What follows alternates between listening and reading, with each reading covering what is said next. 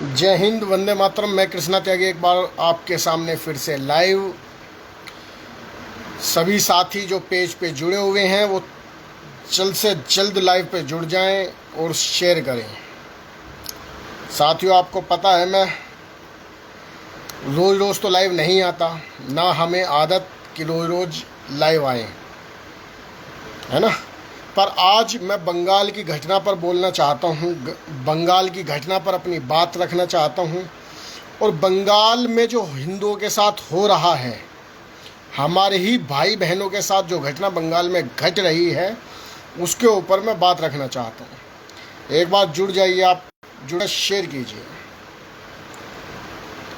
आपने देखा होगा बहुत लोग पोस्ट कर रहे हैं भाजपा सरकार के लिए, नरेंद्र मोदी जी के लिए, अमित शाह जी के लिए, और करना भी चाहिए। अगर कोई व्यक्ति मेरे समर्थन में खड़ा है और उसे कोई व्यक्ति तंग करता है तो जाहिर सी बात है कि जो मेरे समर्थन में खड़ा है वो मुझसे ही अपनी बातें कहेगा।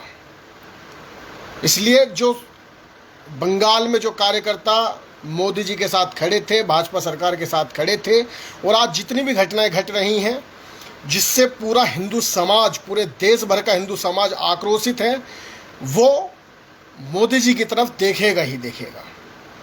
ऐसे में कुछ जो ज़्यादा ही गुलामी जिसे पसंद है ना, जो कभी कांग्रेस के गुलाम हो गए थे, जिनके बाप दादा कभी कांग्रेस के गुलाम हो गए थे, आज मोदी जी की गुलामी कर रहे हैं। वो कह रहे हैं मोदी जी से सवाल क्यों कर रहे हो, मोदी जी को क्यों घेर रहे हो, या मोदी जी को आईना क्यों दिखा रहे हो, मोदी जी के तो हाथ पैर बंद हैं, मोदी जी तो कुछ कर ही नहीं सकते, है ना।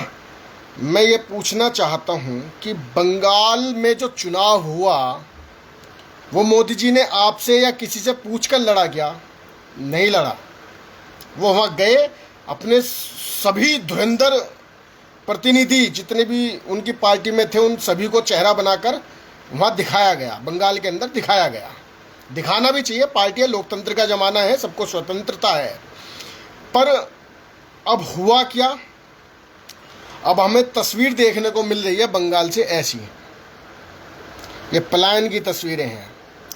ये पलायन जो कर रहे हैं हमारे साथी बंगाल से, हमारे भाई, हमारे बुजुर्ग, वो इसलिए नहीं कर रहे कि उन्होंने बहुत बड़ा गुनाह कर दिया।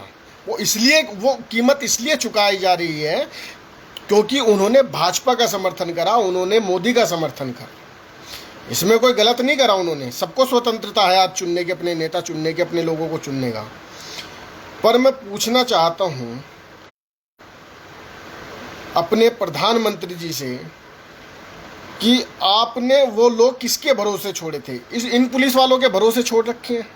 ये जो पुलिस वाले खड़े हैं, ये पुलिस वाले, कोलकाता पुलिस लिखा है इस पे, कोलकाता पुलिस। और ये जो आदमी खड़ा है ना, ये वहाँ का मुसलमान है, और ये अपने बाप की बकौती समझ के पुलिस की गाड़ियों पर चढ़े हुए हैं। मोदी जी हैं, ये ऐसे बैठे हुए हैं, और आपको लगता है ये हमारे लोगों की रक्षा करेंगे?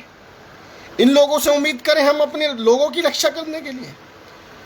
आप क्या चाहते? ममता बनर्जी अगर इतनी ही लोकतांत्रिक होती, अगर इतनी ही अच्छी होती, तो लोगों को बीजेपी क्यों लानी चाहती? अपने बीजेपी के लिए अब से पहले भी कार्यकर्ता शहीद हुए हैं, बीजेपी के लिए मरे हैं, भगवे के लिए मरे हैं।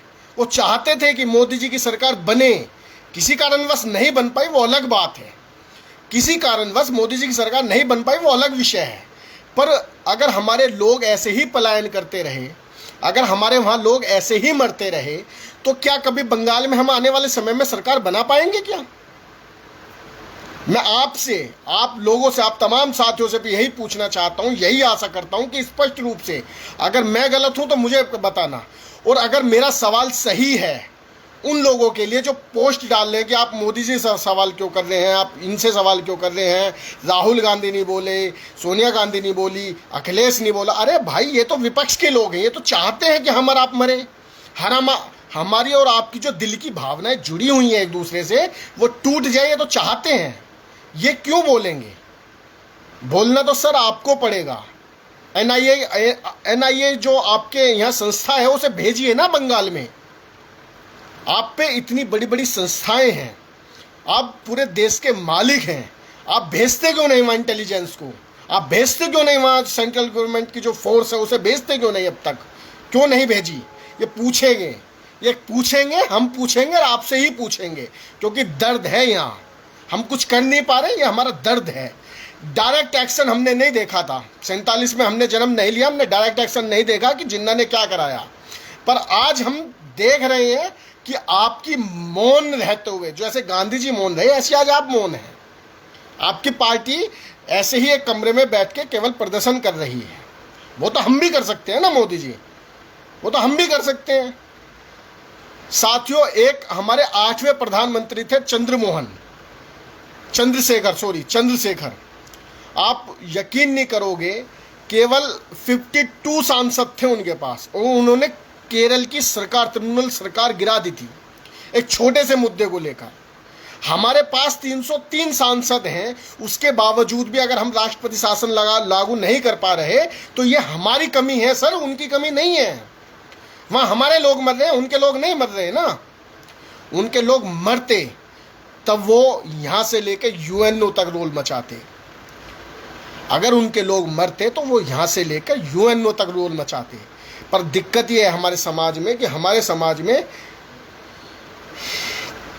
कि जब लोग मरते हैं ना तो हमारा समाज बोलता भी नहीं है। एक बच्ची की फ़ोटो दिखाऊंगा, हालांकि चल तो बहुत दिन से रही है, आपने देखी भी होगी, पर मुझे बड़ी घृणा आई कि 13 साल की बच्ची के साथ इस तरीके से दरिंदगी की गई।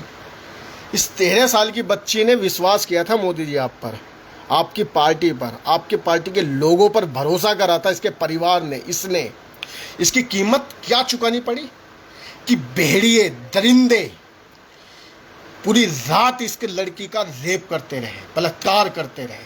अरे ये तो दिल्ली वाली घटना से, जिसके लिए पूरा देश उबल पड़ा था, ये तो उससे भी ज्यादा दर्दनाक है, और कहीं भी मीडिया में एक चूं तक नहीं है। इस बात का दर्द है मोदी जी। मैं बताऊंगा, अभी तो मैं समस्या गिनवा रहा हूं मेरे साथियों, अभी तो मैं केवल समस्या गिनवा रहा हूं, इसका समाधान भी मैं बताऊंगा। अभी आप लोग कहोगे कि भाई साहब आपने तो समस्या गिनवा दी, समाधान नहीं बताया। मैं समाधान बताकर जाऊंगा, और यदि मेरी बातों पर अमल हुआ, यदि मेरी बात बीजेपी के किसी भी नेता तक पहुंची और मोदी जी तक पहुंचाने में आप कामयाब रहे, मीडिया तक पहुंचाने में आप कामयाब रहे, तो यकीन मानिए मेरे समाधान से बदलाव आएगा। इस बार बदलाव आएगा, केवल हम देखकर चुप नहीं रहेंगे। और जितने भी बड़े नेता हैं ना पार्टी के, मैं उनसे कहना चाहता हूं, जो मेरे लोग मर रहे हैं ना, वो आपके लिए मर रहे हैं, इसलिए पूछूंगा मैं आपसे, कहूंगा मैं आपसे, कांग्रेस से नहीं कहूंगा, क्योंकि वोट मैंने उसके लिए नहीं दिया था। मेरे लोगों ने वोट उसके लिए नहीं दिया, मेरे लोगों ने वोट दिया आपके लिए मेहनत करी। इस बच्ची ने जो पूरी रात दरिंदगी झेली ना, इस मासूम बच्ची ने जो दरिंदगी झेली, ये आपके लिए झेली। इसने जो अपनी इज्जत की आबरू गवाई ना, वो आपकी पार्टी के लिए गवाई, आपके स्वाभिमान के लिए गवाई, अपने विश्वास के लिए गवाई। यार उसका बच्ची का कसूर क्या था? इस लोकतंत्र के जमाने में जहां एक व्यक्ति किसी भी स्वतंत्र तरीके से वोट देने का अधिकार रखता है, वहीं इस बच्ची को केवल इसलिए मार दिया जाता है क्योंकि इसने मोदी को वोट दिया, क्योंकि इसने बीजेपी का समर्थन करा। बलात्कार करके हत्या करते हैं इसकी, और इसकी जिक्र कहीं नहीं है। इसका जिक्र होना चाहिए मोदी जी, इसका जिक्र होना चाहिए, यही नहीं अंतरराष्ट्रीय लेवल पर होना चाहिए। इसे नंगा करो। और आपके तो ममता बानो, अरे ममता बानो से तो किसी को भी ये तो मेरी नजर में जो कोठे पर बैठी रहती है ना, उसकी ज्यादा कदर है मेरी नजर में, इससे ज्यादा कदर तो उसकी है मेरी नजर में। यकीन मानिए मोदी जी, उससे ज्यादा तो कदर उनकी है मेरी नजर। उनकी इज्जत ज्यादा करूंगा, इसकी तो उतनी भी नहीं करूंगा मैं। अब मैं ही नहीं, मेरे जैसे तमाम जितने मुझे फॉलो करते हैं, जिन्होंने हमारे कहने से बंगाल में आपके लिए रैलियां निकाली, वोट दी, आज जब उनके फोन आते हैं ना, मुझसे पूछते हैं कि भैया इस तरीके से हमारे साथ घटनाएं घट रही हैं, जब उनकी रिकॉर्डिंग मेरे पास आती है ना, मेरा दिल कांप जाता है। मैं अभी आया, मैंने लोगों की मदद कर रहा हूँ, किसी को खाना दे रहा हूँ, किसी को ऑक्सीजन दिलवा रहा हूँ, किसी को कुछ कर रहा हूँ।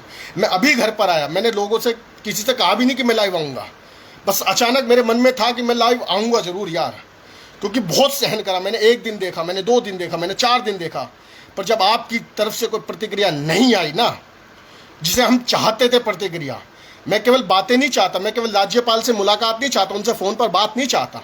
मैं चाहता हूँ क्या, मैं चाहता हूं कि जितनी भी बंगाल में हमारी भाई मरे ना, उन सारों की चिताएं एक साथ जलें, एक वक्त पे जलें, और उसमें शामिल हो हमारे देश का प्रधानमंत्री, उसमें शामिल हो हमारे देश के गृह मंत्री, उसमें शामिल हो हमारे देश के रक्षा मंत्री।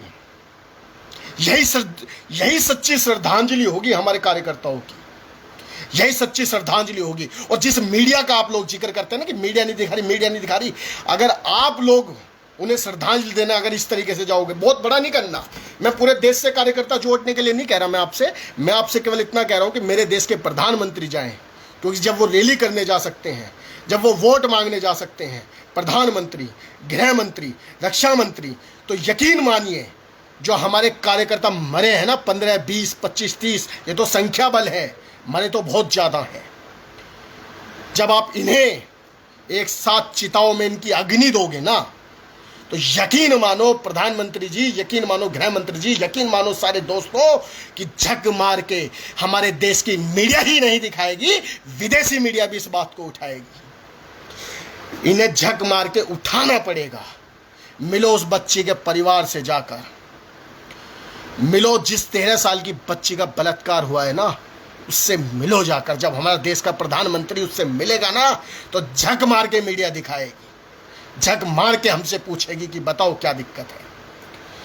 अन्यथा मोदी जी यकीन मानिए, जो आज बंगाल में दोहराया जा रहा है ना, कल को हमारे साथ उत्तर प्रदेश में दोहराया जाएगा, कल को हमारे ही साथ और राज्यों में दोहराया जाएगा।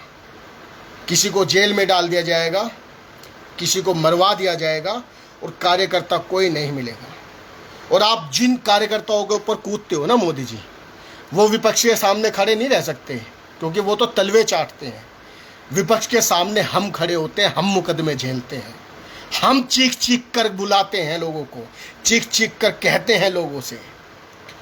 यकीन मानिए मोदी जी, हम करते हैं आपके लिए, हमारे जैसे लोग करते हैं, हमारे जैसे संगठन आपके लिए कार्य करते हैं, आपके लिए कार्य करते हैं। और आपको पता भी नहीं, आपकी पार्टी को भी पता नहीं, पता है तो बोलते नहीं हैं। पर हमारे लोग मर रहे हैं, हमारे भाई मर रहे हैं, हमारी बहनें मर रही हैं, हमारी बहनों का बलात्कार हो रहा है, और हमें रोना आ रहा है। बदला हम भी ले सकते हैं, ऐसे नहीं है कि बदला नहीं ले सकते। हम जो कोलकाता में हो रहा है, तो यहाँ भी साले बहुत मिलते हैं, जो चूड़ा जो होता ना साला कूड़ा, जो कूड़ा चुगते हैं, बहुत हैं यहाँ भी, वही लोग हैं सारे। चाहे तो उन्हें भी काट सकते हैं, पीट सकते हैं, हाथ पैर तोड़ सकते हैं, पर नहीं, हम नहीं कर रहे, क्योंकि हमें आप पर भरोसा है। और ये जो सुअर आ गए ना, एक जितने भी मुसलमान आए हैं, एक भी उनके कमेंट पर गौर करना, एक ने भी ये नहीं कहा कि 13 साल की बच्ची के साथ जो बलात्कार हुआ वो गलत हुआ, जो हिंदू कार्यकर्ताओं के साथ हो रहा है वो गलत हो रहा है, क्योंकि ये गलत को भी सही मानते हैं। और फिर जब इनसे इनकी शिक्षा के बारे में पूछा जाता है, तो फिर कहते हैं कि गर्दन काट। और अफसोस कि हमारे ही देश में हमारे ही संतों की गर्दन काटी जाती है, हमारे ही देश में हमारे लोगों को पलायन करना पड़ता है बंगाल से, और उस पर कोई जांच नहीं बैठती। और आप कहते हो मोदी जी पुलिस का तो ड्रामा चल रहा है सर, पुलिस का तो ड्रामा चल रहा है। वहाँ छोटे छोटे क्लब बनाए जाते हैं सर, वहाँ छोटे छोटे लड़कों को बॉस बनाया जाता है, जिन्हें बॉस कहा जाता है, उनकी बदमाशी चलती है वहाँ पुलिस वालों को पीटा जाता है सर। आपको तो हमसे ज़्यादा पता है, क्यों एक्शन नहीं ले पा रहे, मैं ये पूछना चाहता हूँ। मैं केवल आपसे साथियों इतना ही निवेदन करूँगा कि वीडियो को शेयर करते चलें, वीडियो को शेयर इतना करें कि जो मैंने कहा ना इन लोगों तक पहुँचे। इन लोगों का कहना है कि हमारी मीडिया नहीं सुनती, हमें कोई दिखाना पसंद नहीं करता, हम कोई बहुत बड़े बड़े जो ये चला देते हैं ना नेगेटिव, हम वो नहीं चला पाते। तो मैं पूछना चाहता हूँ कि इतनी बड़ी आईटी सेल है अपने बीजेपी पर, इतने बड़े पोस्टर बॉय हैं जो पोस्टर रातों रात तैयार कर सकते हैं।